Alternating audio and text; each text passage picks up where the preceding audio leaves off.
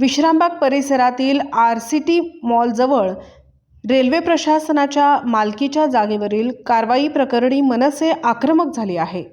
सांगली मिरज कुपवाड महापालिकेकडून अतिक्रमण म्हणून करण्यात आलेल्या कारवाईत रेल्वेची जुनी इमारत व अनेक वर्षांपासून व्यवसाय करणाऱ्या खोकेधारकांचे बांधकाम पाडण्यात आले। दरम्यान रेल्वे अधिकारी कंपाऊंड उभारण्यासाठी घटनास्थळी आल्यानंतर मनसे जिल्हाध्यक्ष तानाजीराव सावंत, खोकेधारक संघटना व हमाल संघटनेच्या पदाधिकाऱ्यांनी तीव्र विरोध दर्शवला। जर ही जागा रेल्वेची असेल तर महापालिकेने रेल्वेची लेखी परवानगी घेतली होती का, असा सवाल उपस्थित करण्यात आला। परवानगी नसेल तर संबंधित अधिकाऱ्यांवर कारवाई का झाली नाही, असा प्रश्नही उपस्थित झाला। तानाजीराव सावंत यांनी संबंधित आयुक्त व कारवाईतील अधिकाऱ्यांवर फौजदारी गुन्हे दाखल करून वापरलेली यंत्रसामग्री व वाहने जप्त करण्याची मागणी केली। रेल्वे प्रशासनाने लवकरच संयुक्त बैठक घेऊन निर्णय घेण्याचे आश्वासन दिले आहे।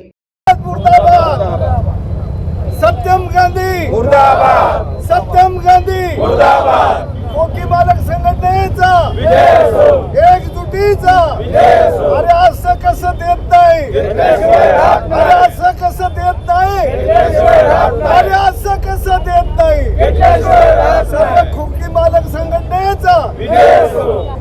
नमस्कार, मी तानाजीराव सावंत। आज जे विश्रामबागला 4 दिवसापूर्वी ही अनधिकृतरित्या आयुक्तांनी खोकी पाडली आणि रेल्वेची इमारत पाडली, त्या संदर्भात रेल्वेचे अधिकारी या ठिकाणी आले होते। खोकीधारक, इथले आमचे हमाल पंचायतचे अध्यक्ष मुक्कुम साहेब वगैरे सगळेच आम्ही एकत्र बसून बैठक केली।